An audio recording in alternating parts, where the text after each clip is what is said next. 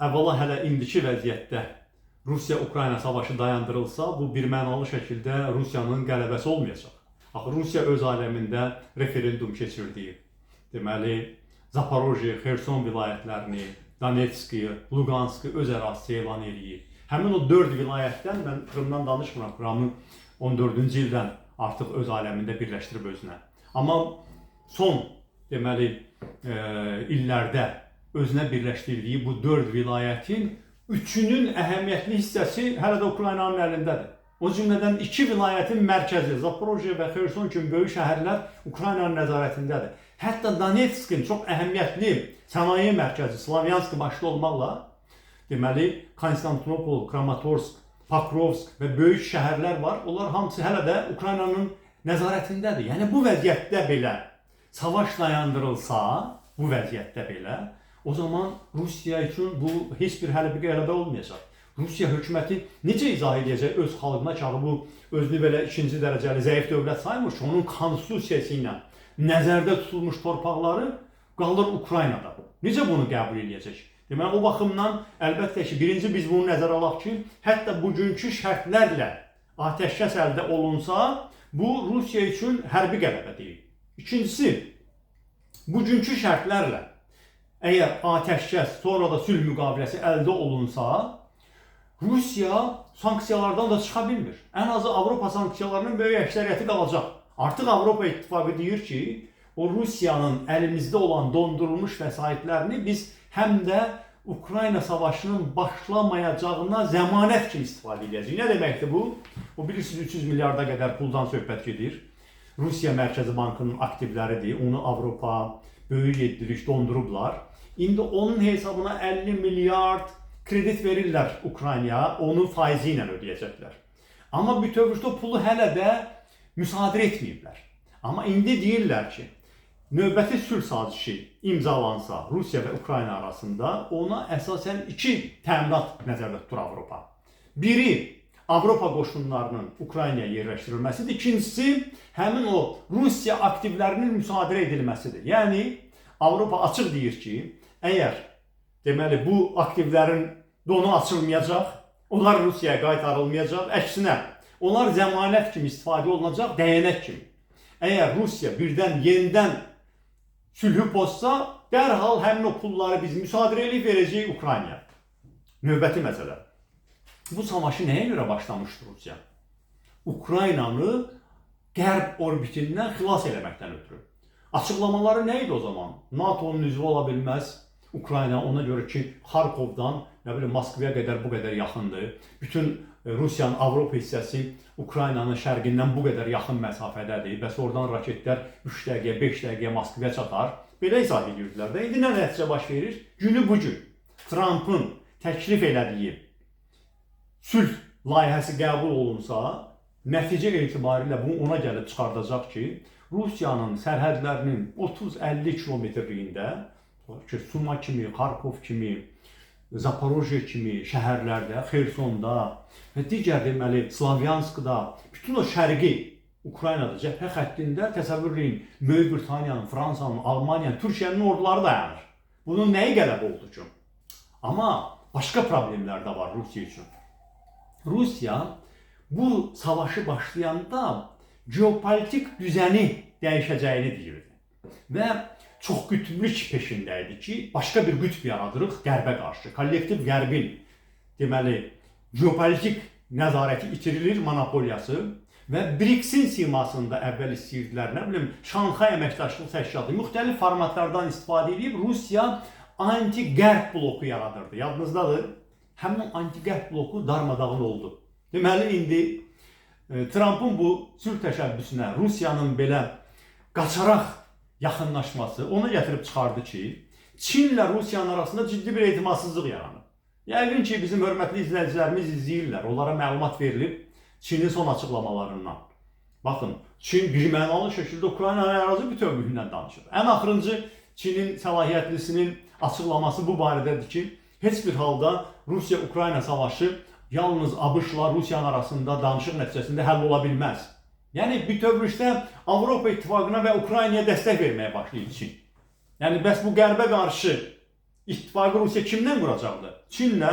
Çin artıq hal-hazırda Ukraynanın ərazi bütövlüyüdür. Yeri gəlmişkən, məsələn, Avropa ehtiyatlı ritorika seçir. İndi Ukraynanın suverenliyindən danışırlar daha çox. Ədalətli sülhdən danışırlar. Amma iki ölkə axır vaxtlarda da ərazi bütövlüyü deməkdə davam edir. Biri Türkiyədir, biri Çindir. Çox paradoksa baxın da. Dünənki Rusiyanın ən çox güvəndiyi ölkə indi Ukraynanın məhz ərazi bütövlüyündən danışır. Daha suverenliyindən yox, ərazi bütövlüyündən danışır. Deməli, Rusiya-Çin ittifaqı çökürmü? Çökür. Məsələn, İran görür ki, bir tərəfdən deməli, Amerika o ağır bombaları verir İsrailə. İsrail ciddi şəkildə böyük bir hərbi əməliyyat hazırlayır İrana qarşı. Amerikan prezidenti elan edir ki, mən danışıqlar yolu tutmaq istəyirəm, İranla danışıqlarla danışmaq istəyirəm, amma B planı hazırdır. Deməli, İranın ağır bombardmana, o cümlədən nüvə obyektlərinin vurulması zaman məsələsinə çevrilir. Və bu vəziyyətdə deməli, Rusiyanın üzünə qapı açılıb deyə Rusiya qaçaraq o qapıdan keçir, heç nə İranı yadına salır, nə Çini yadına salır. Bu ittifaq dağıldı mı? Dağıldı. Rusiya faktiki özünün bu qərbə qarşı güya topladığı birlikdən müttəfiqlərini itirir. İndi kimdir indi Rusiyaya inanıb qərbə qarşı mövqe qoysun? Bir halda ki, Trump'ın bir açıqlaması kifayət elədi ki, Rusiyanın bütün bu anti-Amerika ritorikası bitsin. Deməli, Amerika tərəfindən xoş bir jestin edilməsi bəhs elədi ki, Rusiya qaçaraq artıq Amerikanın təbliğatına çevrilsin, təbliğatçısına çevrilsin. İndi kim Rusiyanın ətrafında birləşib anti-qərb koalisiyası yaradacaq? Yəni, Rusiyanın o koalisiya yaratmaq imkanları da bitdi. Bu da onun Rusiyanın əlavə negatividir. Həmin bu aparılan siyasətin nəticəsində. Yəni, hal-hazırda əlbəttə ki, Trump'ın Ukraynaya yardımları dayandırması Ukrayna sevərlərinin hamısını məyus edib. Bizim xalqımızda Ukrayna sevir əksəriyyət. Mən bundan fəxr edirəm. Çünki bu Azərbaycan xalqının ədalətdən yana olmasının göstəricisidir. Rusiyanın imperiya siyasətinə qarşı olmasının göstəricisidir və demokratiyadan yana olmasının göstəricisidir. Mən əminəm ki, əgər Ukrayna demokratik olmasaydı, indiki qədər sevilməzdi Azərbaycanda.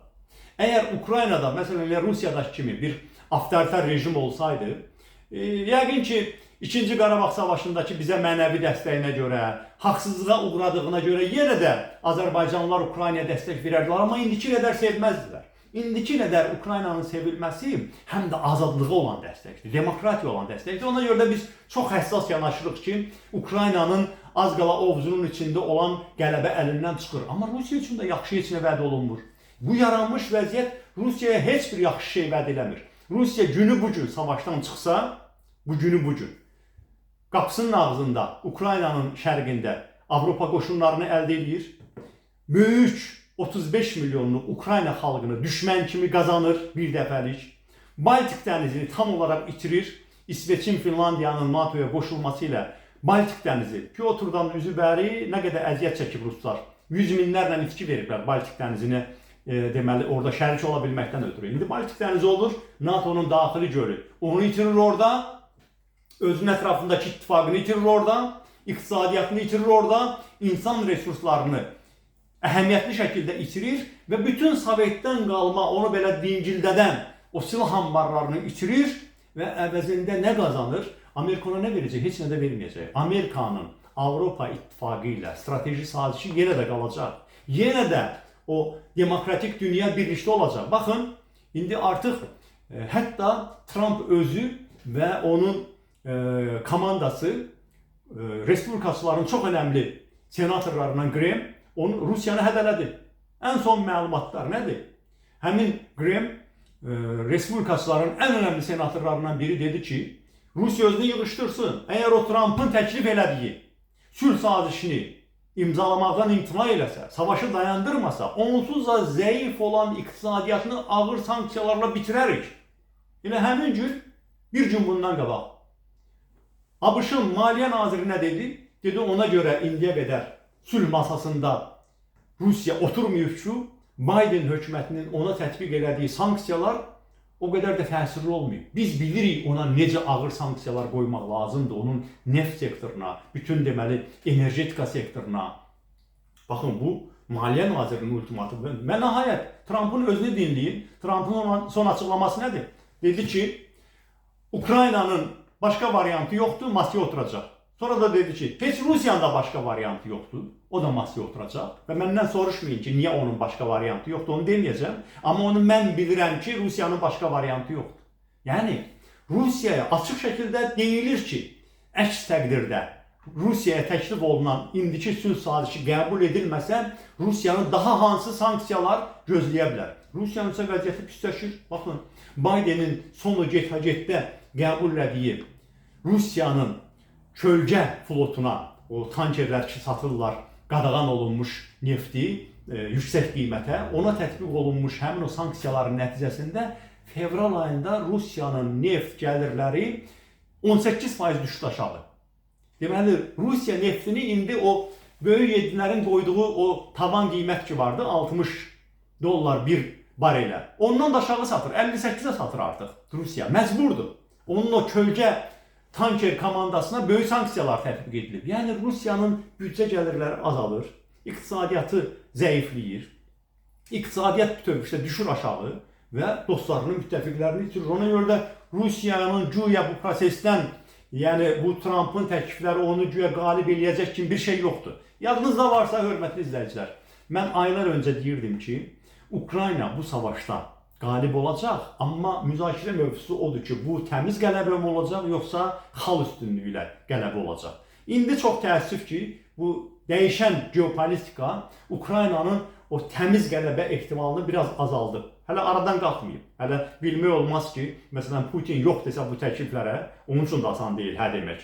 O zaman birdən Amerikada üzünü döndərsə, Ukraynanın yenidən təmiz qələbə şansı yaranacaq. Amma indiki vəziyyətdə Rusiya rəhbərliyinin ağlı çatıb, o təklifləri qəbul etsə, danışığa getsə, böyük məğlubiyyətdən sadəcə yaxasını qutaracaq. Ümumi məğlubiyyətdən yox, böyük və rüsvayçı məğlubiyyətdən sadəcə yaxasını qutarmış olacaq.